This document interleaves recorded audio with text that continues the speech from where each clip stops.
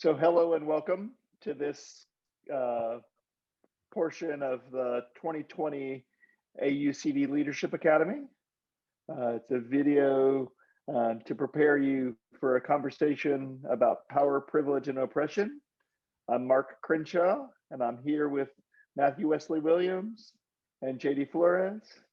And we are going to start this conversation by showing about a 4-minute video. JD is going to introduce it for us. Good afternoon. Oh, well, I don't know what time of day it is for y'all, but good day to everyone.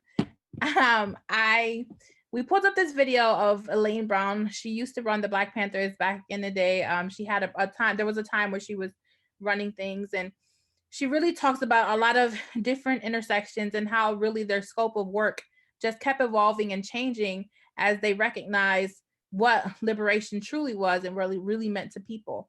The Black Panthers had a firm belief that no one could be liberated unless everyone was liberated. And so she kind of takes you through her journey or their journey, I guess I should say, of how they handled all of this and what their perspective was. So we're going to play this and then have a conversation afterwards.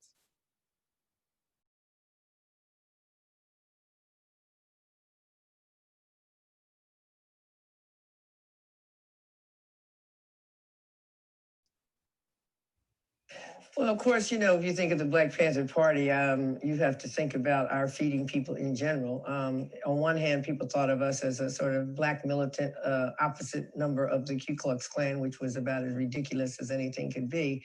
We had an ideology, we were Marxist-Leninists, and we had an understanding that our oppression was not the only form of oppression in America. And as a result, we coalesced with any number of organizations or a number of groups representing other oppressed groups, starting with AIM, the American Indian Movement, moving through the Brown Berets, the Young Lords, the Young Patriots, which were poor whites coming out of Chicago, based in Chicago.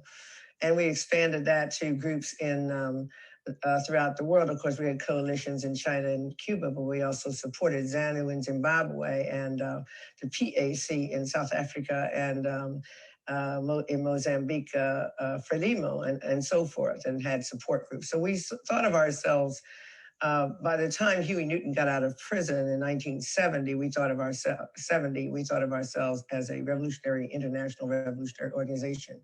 But we were the only organization that also said that we saw gay rights and gay liberation as a part of our struggle. That was a statement issued by Huey in 1970. And that was a truly incredible position because no one was saying anything about gay liberation and who was part of the progressive movement or the radical movement or the revolutionary movements as they existed, certainly not Black people. Secondly, we talked about women's liberation very specifically as a part of our struggle. Thirdly, we talked about the rights of people who were of the elderly, and eventually we were able to give birth to the Great Panthers. We also talked about the question of not just environmental racism, but the environmental questions. And we formed a partnership and a coalition with the Trust for Public Land and created created a project called Gardens in the Ghetto. So we were fully conscious that other people were oppressed groups, and we became more conscious about the rights of disabled people during that period between, we can say, 1971 and 2, and the time when we had the great sit-in at the federal building. The other thing is, I just saw a poster recently of a 1972 event where we gave away 10,000 bags of groceries to everybody who showed up at the Oakland Auditorium, free bags. We had free clinics. We had free food programs in general. We did all of these things because we saw these as building and organizing people around their basic needs and their right to have them, right to have food, right to have, freedom of movement and so forth. All of these rights were connected to us. And we recognized that when we joined with others and joined others with us, that our freedom was tied to the freedom of everyone else. And that is a very important thing. So we were not speaking just of rights under the law, civil rights, that is. We talked about the freedom of everyone. And eventually we met with and learned about the Center for Independent Living and met with Ed Roberts. But I think probably our consciousness was raised around this issue of the independence and the rights and freedom of people who were oppressed because of disabilities. Because we had a brother in the party named Brad Lomax who had become afflicted with MS and who showed us that he was Black and he was poor. But we didn't think about how he was going to get around and be in the Black Panther Party if he didn't have the physical ability to be in the party. And so we had to transform our own thinking, which we did, which wasn't difficult because we were already recognizing the various aspects of oppression throughout the world and within the United States. So we decided to put our energy into also participating in any efforts on the parts of people mostly led by the Center for Independent Living and Ed Roberts. Jeiri, I'm so glad and appreciative that you found that clip and shared that clip with us as a kind of an entry point into this conversation around oppression, power, and privilege. And I think it gives us a good segue into kind of unpacking your own story and the ways in which the dynamics that Elaine Brown named show up, in everyday life and give us opportunities to recognize this basic idea that she lifted up. Our freedom is tied to the freedom of everyone else, right? And then let me just say, as a way of getting into this conversation, that now we use this term intersectionality, right? Coined by Kimberly Crenshaw, a legal scholar. And what it lifts up is that the oppression that we experience from whatever identity we hold are not sites of separation from others. They actually can be sites of connection, so that we recognize that not only do we have oppressions that interlock with one another, but our freedom interlocks with one another. I can't be free till everybody's free.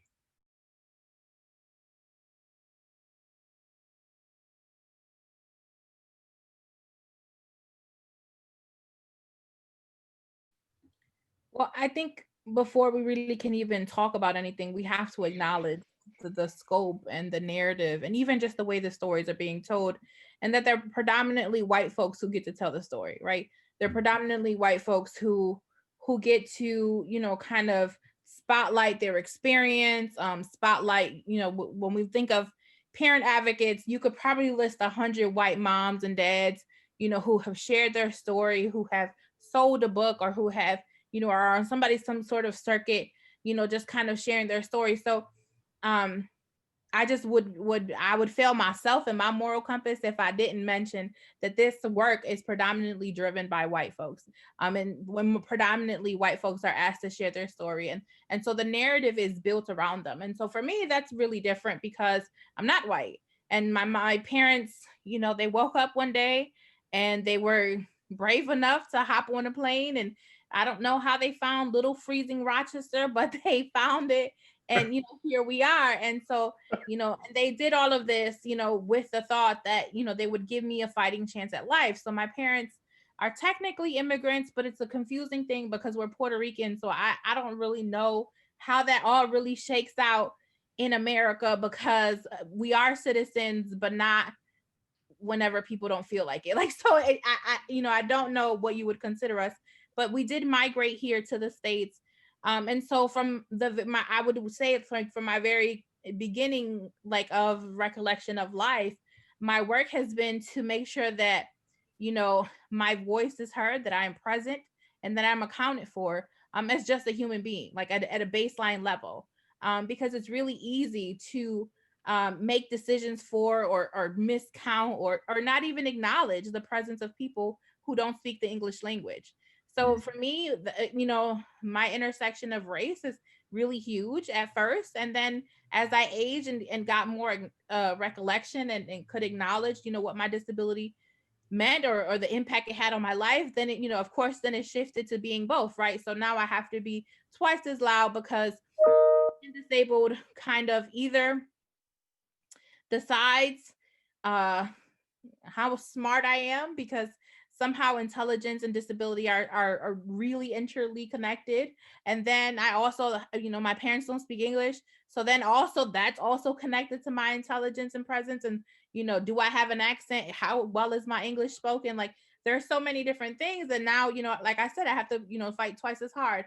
And so then when we translate this to what it looks like in the professional setting, you have to start thinking about like what kind of message you want to mold, like like what are the stories that need to be told, what are the guided conversations that need to be had, and how much on any given day am I willing to overpour, because all of this is what that requires, regardless of what space I'm in, regardless of how much work I want to do. All of this calls for you to overpour, because if you don't share, people don't know. And unfortunately, it's not that I want to be it's not that I know everything or that I'm the poster child, but it's a very small pool of people that they pull from. I just so happen to be swimming in that pool. Mm-hmm. And so I am never going to say and look at anyone and say that I am some sort of expert. What I can tell you is what I know. And I'm lucky, and that by happenstance, what I know is supported by facts. So like, I got really lucky, but I can, acknowledge that, there are other stories that can be told. And, if I can, pass an alley-oop to someone who can tell a better story, I do. And when I can't, I try to bring that person's name up as much as I can. So I think that in my role in the work that I do is really to highlight all the things people just, I don't want to say refuse to see, but just can't see, right? You just can't see it because you didn't live it, but you have a hard time acknowledging it because you don't feel it. I live in a city that is considered a sanctuary city, but there are times where even surveys where they're surveying the public don't come out in Spanish. There are more than 70,000 people of Hispanic descent in the city. This is the second biggest Puerto Rican diaspora in New York State. And they still don't release, surveys out in Spanish. And that makes no sense, so how are you really delivering services? Are you really even trying to reach out to people? I'll bet you my last $5 that you could stop someone and they couldn't tell you who speaks Spanish, couldn't tell you who the mayor was. We had 509 people vote in the last local election of Hispanic descent in a city of more than 70,000. So a lot of my work is highlighting what we're missing, and not to say that I'm an expert, but I just know what I know. And so, and sometimes you have to bring those stories, right? Like you have to bring those stories so that people can understand that there are real people who live in this way. I think that answers your question. Yeah. May I ask a quick follow-up? So Jeiri, one of the things I heard you talking about was talked about the language of ableism, right? You said I knew what ableism was before I had a word for it, right? And this is often the experience of folk who are on the receiving end of systems that are built to their disadvantage. Is that we're having this experience before we have a word for what this experience is. We just know it's screwed up. Right? Now, what often happens though is that in order to folks who are operated from a position of privilege in those systems are taught that if you can get the language right, that somehow you solve the problem, right? So I want to invite you to just talk a little bit about where you've seen some of those dynamics show up. If so, if you think I'm wrong, say it. No, I think you're 100% right. My father has never existed legally on paper. Mm. My father, to this day, I'm 30 years old, and we have never shared an address. And he has been in my life, my entire life. There has never been a time where my father hasn't been physically present, that hasn't physically existed in my life. And somewhere, somehow, somebody told my mother that my father couldn't exist on paper because he made too much money. Now, mind you, my father is a mechanic. He did not make too much money. Mm-hmm. My father makes $15 an hour right now. Mm-hmm. And so it's not that he made too much money. Yearly, he probably made 33. In a good year, maybe closer to 40. So that's not making too much money. My mother is a daycare provider, or was, excuse me. And on a good year, she made $20,000. So in a household of $50,000, that's not making a lot of money. But somehow, I don't know where this really started. I don't, because I can't call it. But she was told this. And so my father's clothes lived in totes all my life until we owned our own home. And she was conscious of how many toothbrushes we kept in the bathroom, because when you live in public housing, people can come into your house whenever they want to check out their property. And so we lived in Section 8. And so my father's his stuff lived in totes, so they wouldn't see his clothes in the closet. You know, he has a different address, so his mail wouldn't come to my house in his name. So my mom taught me, the first lie she ever taught me how to tell was that I didn't know where my father was. Yeah. Right. And so for the first part, like to address the part of your question is that, like I didn't have a father technically, because I wasn't allowed to, because I wouldn't have had the services that I needed if I had a dad. And then when you start looking at needing different services and needing different accessibility devices, you start learning what words to say. You start learning how disabled your child needs to be. So if that means that you have to exacerbate a situation, you will. But then you're like, in one breath, you're telling your kid, good job for learning how to tie your shoe. But then they hear you in a meeting say, oh no, he can't do nothing. She can't, lift a cup to her lips.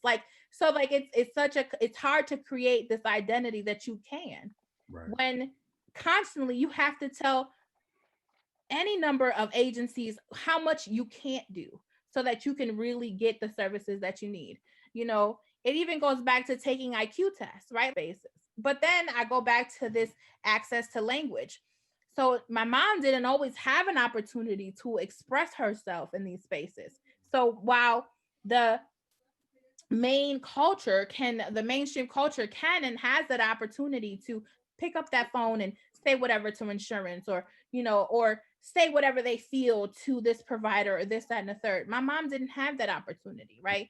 And so until I was old enough to be recognized and respected, we kind of had to just go with the flow of whoever said. And so that, that creates to me, at least how I felt it, I really felt like some sort of experiment. And when I was a teenager, I wanted to get a barcode tattooed on the inside of my lip with my birthday on it, because I felt like there were so many different things that I was the first of, or to try, or that I was kind of pushed into, because they were like, oh, we think this might work. And that only happened because things, my mom, culturally, you respect, who's in this professional role. So that's what she did. She respected that. And sometimes it was okay. And other times I paid for it. I paid for it in pain. I paid for it in uncomfortability. And I paid for it with just another sour experience of something to be broken down into factors. Yeah. So Jeiri, like, God, you just unpacked so much that, or you just laid out so much that can be unpacked. One of those things has to do with this question of, so we're talking about the 4 levels of oppression in this one framework, right? What I heard you name multiple times and what you just shared is the ways in which these oppressions, no matter what, these oppressions are embedded in the systems that we have to navigate, right?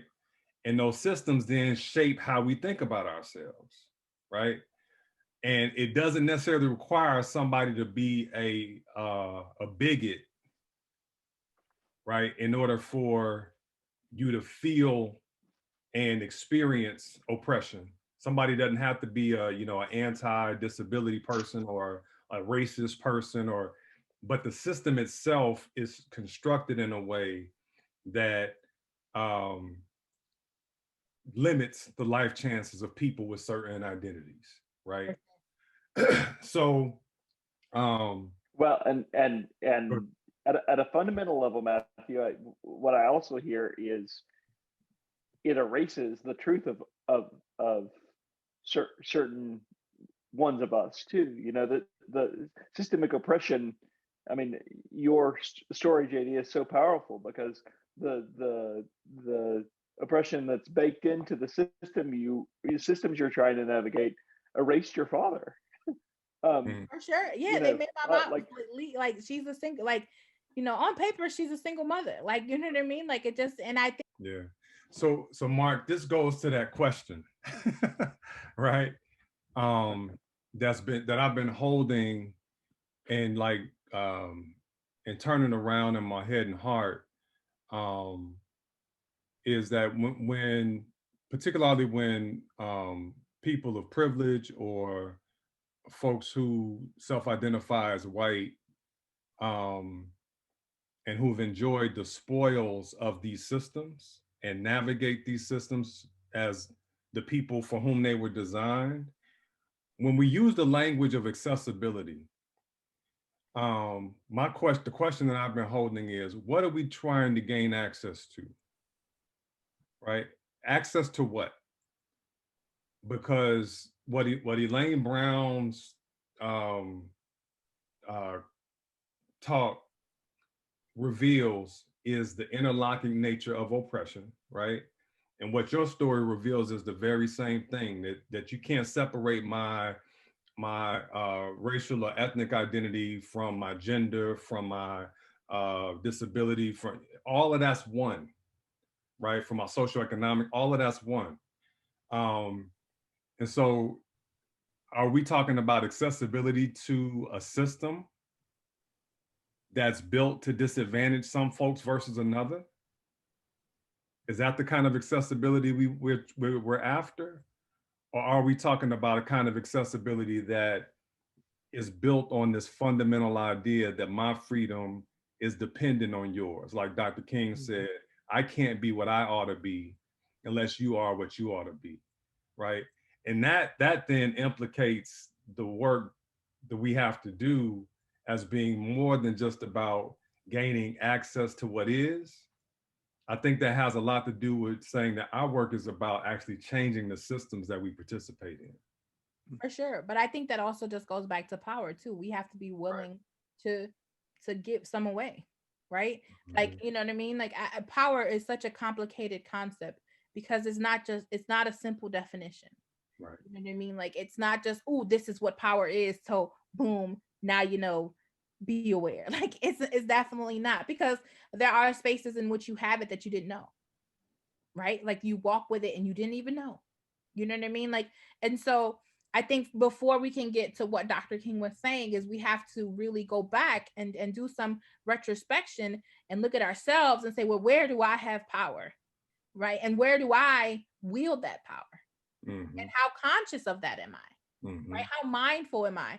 Because until we are ready to be actual equals, we cannot progress. We cannot, right? I have to be willing to give something up in any space that I have power, right? So I'll give you the example of I was asked to lead our diversity and inclusion at the university. And my it's me and another woman.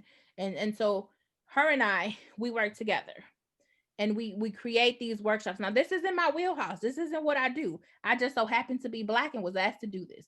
It just how it just magically worked out like that at a white university.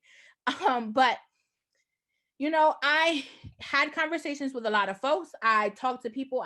Mark was actually one of the people we first talked to about this. But there was a specific issue that came to light that I said to myself, and I said to her, I said, no, I want you to drive this conversation, because as a light-skinned woman, there are times where I know I'm heard and you are not. So I would be doing a disservice to you if I take lead here. I said, I am supporting Cass. Whatever you want to say, I will echo. but I will not lead this because I'm doing a disservice to her and to myself, to my moral compass. But there are times where we have to do that, right? I can't shine forever. It can't just be me. Mm-hmm. There are plenty of gems everywhere. Mm-hmm. It cannot just be me. And so we have to acknowledge that. And I think that that's where we've kind of lost track of this thought that we are all working towards this one goal of access. Mm-hmm. Because we have created this hierarchy where we think someone is better than others, but we don't acknowledge the power that that person at the top hierarchy has, right? Mm-hmm. I'm here today because someone in your circle was like, nah, I can't tell that story right. Mm-hmm. I don't think you could tell that story all the way right by yourself. I think you should invite this person in. So they used their power and shared it with me. And now here we are. You know what I mean? Even the fact that I was a participant in the academy as a participant. Mm-hmm.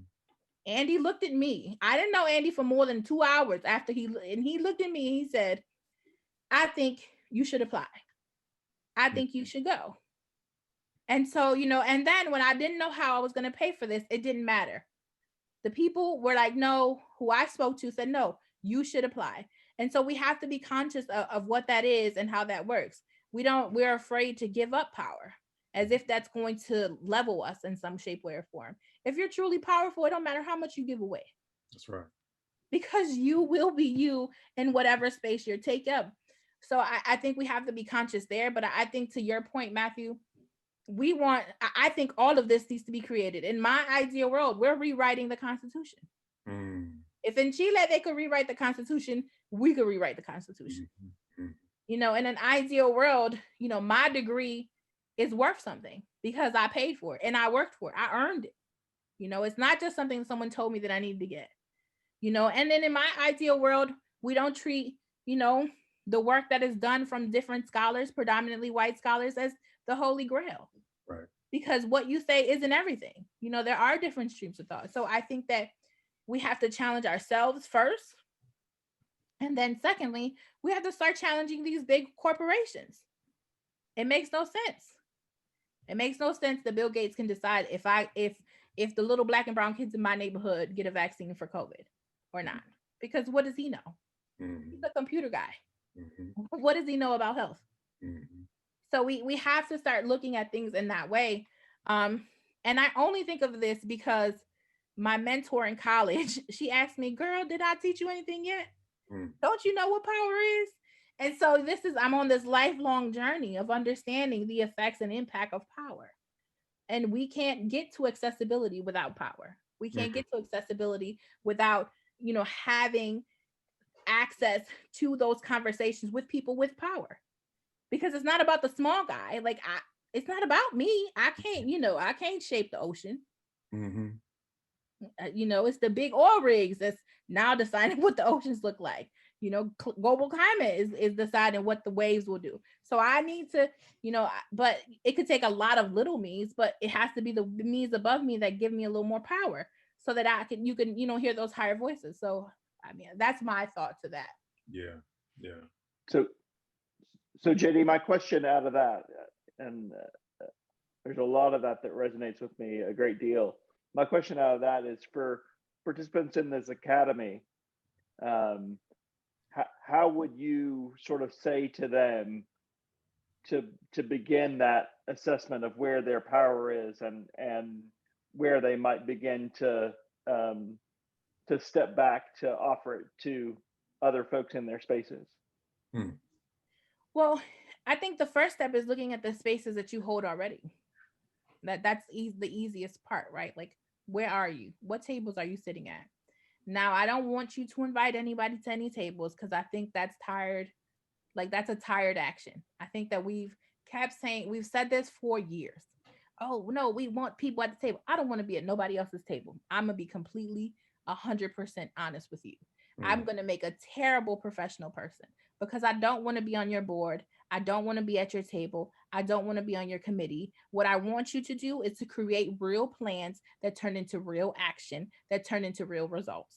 Mm-hmm. So I think that where they can start is look at where they're sitting at and what is already being said there. What is already being done there? If nothing is being done there, then you need to reevaluate your stance on how important that really thing is. The only currency we have that we cannot get back is time. And so if you are an expert, if you have a story to tell, if you have a skill that can be more useful in a different place, then it's time to reevaluate in the spaces and places that you're giving your gifts to. And then lastly, look at your personal life. Where do you spend your money? Where do you spend your time? Who are you really sharing pieces of you with? Do they align with your moral compass? And if they don't, then it's time to really shift the way you do things. You know, people have an easy time doing this with food, right? Easily they'll be like, oh, no, I don't eat this because they do this to animals. I don't eat this because this is where it comes from. But when it's time to really show up or put up, they'll keep watching the NFL. They'll keep listening to whatever artist. They'll keep watching rapists' movies. They'll pay, the box office tickets. Like, they'll do all these things. So we need to be conscious because that's where we have power. And so I think those are things you really just have to think about and consider. And so it's a lot of inside work. Yeah.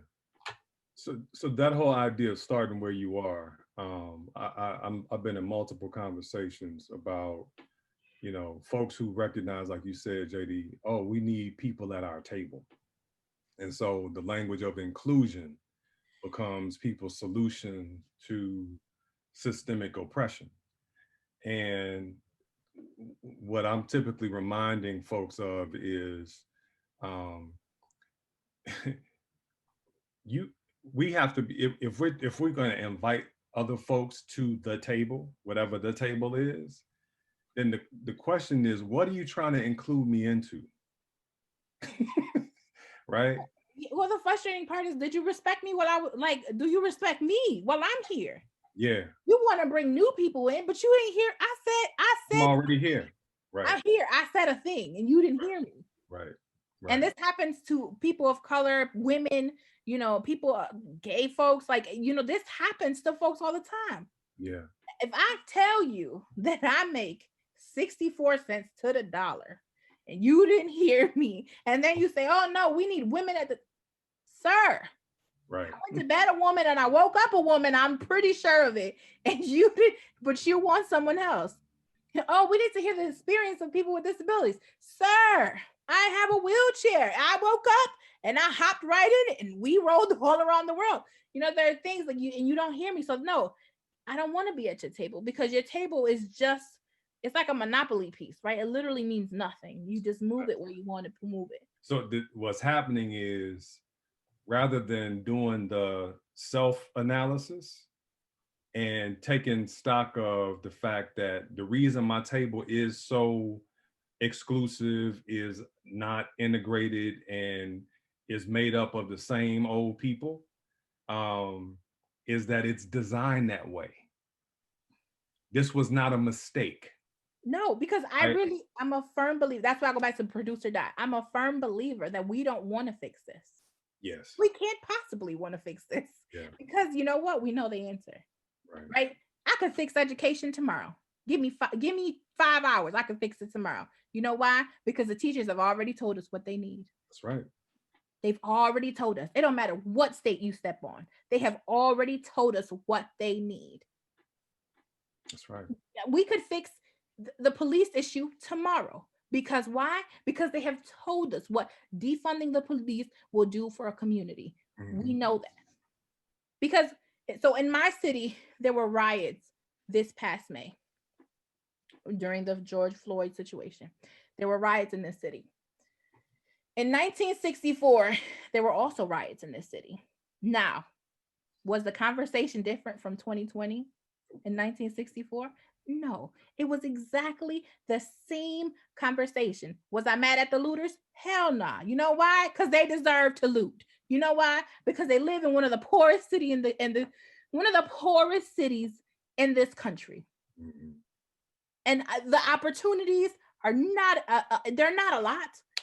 You know what I mean? Like, you got to know somebody. Mm-hmm.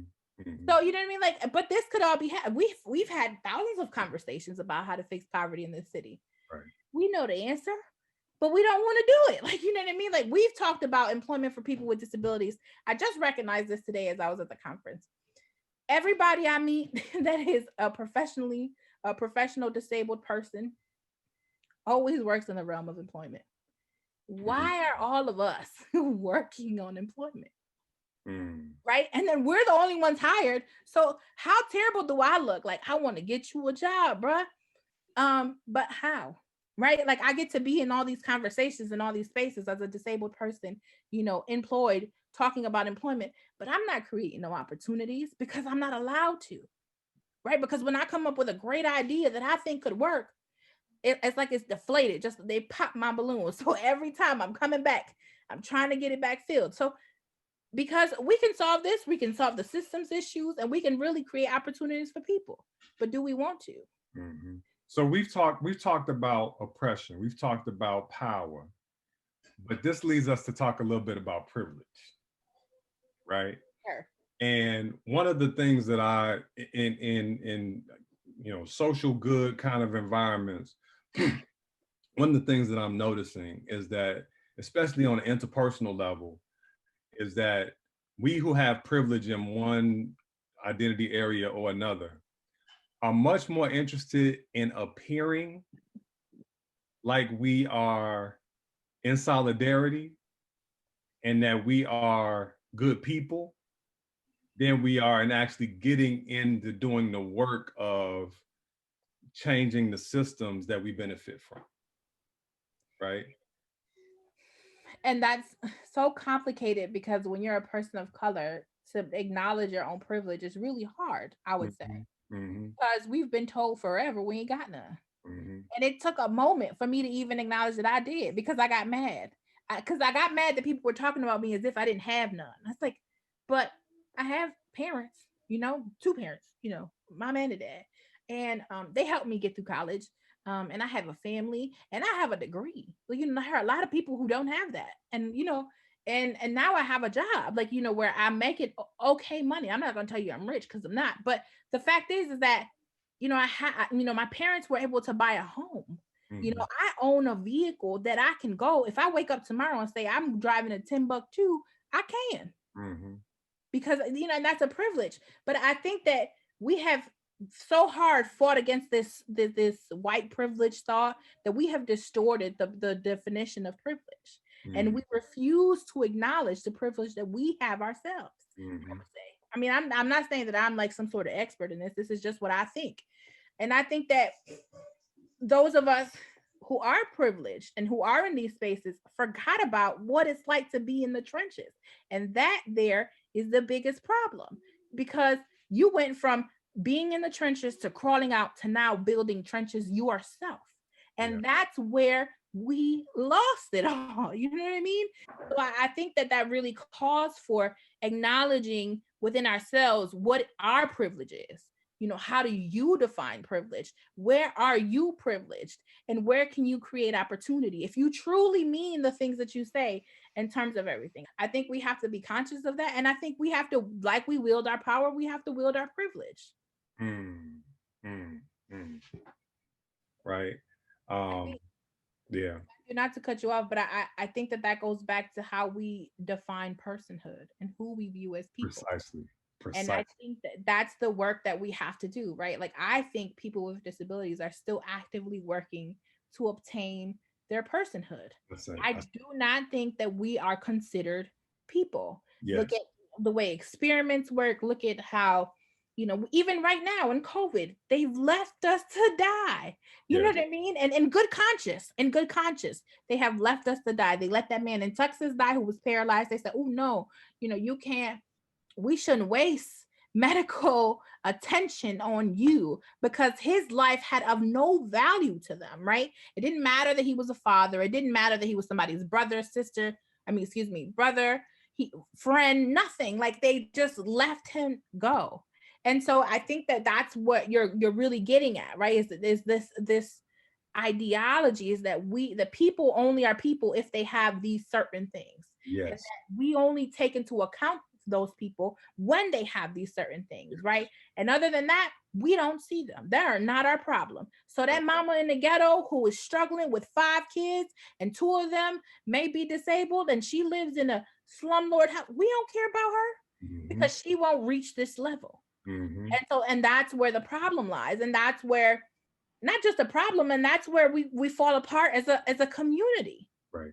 And even in these movements, right? Like these movements, yes, they're powerful, they're great. And so my biggest issue with Black Lives Matters is that they don't see me, right? They don't see me. They don't see my brother who looks like a Black man, who is a Black man, not just looks, is a Black man. And they don't acknowledge that because socially he operates differently, something might happen to him. You know, they don't acknowledge the deaths that happen for folks who have autism who are of color, right? They don't talk about that. They don't bring that to light. And they, you know, so that's a problem because you don't view them as people, even in all of this. So if we go back to the video, what Elaine was saying blankly is that we want people to be people and we see all people. And we can't be together as people until everyone is accounted for. And so that's what actively we all have to challenge ourselves to do, right? Like that's it. That's what it comes down to. Yeah. So y'all, we need to bring this to a close or to a pause because the conversation will continue. But JD, I'm wondering if you have any final thoughts you want to share with us before we close. Well, I think I just would say is that, you know, we are in I'll use this, my favorite new word. We're in tumultuous times. And I think that this is the time we have an opportunity to change the way the narrative works. We have a Black woman as the Vice President of the United States of America. There is literally nothing we can't do. And I think, I invite folks to go back and look at some of the words that these racist founding fathers said. So, I said this and I was invited to do some webinar and I said this at the webinar with Senator Casey and Senator Duckworth. You know, Thomas Jefferson said that this country could not wear the same clothes it wore as a boy as a man, right? And I'm paraphrasing. And he said that, you know, the systems had to change with its people. Now, we hold like the old guard, we hold it so tight as if it was perfect, as if it was the only way to do business. Even when one of the founding fathers was stating out loud that it should not do that because things will change and people will change. And so we have to acknowledge that everything is in a constant change and we have changed. We are in a whole new realm. And so it's time for us to, like I said, to go back and look at ourselves. Where can we change personally and where can we influence change to happen?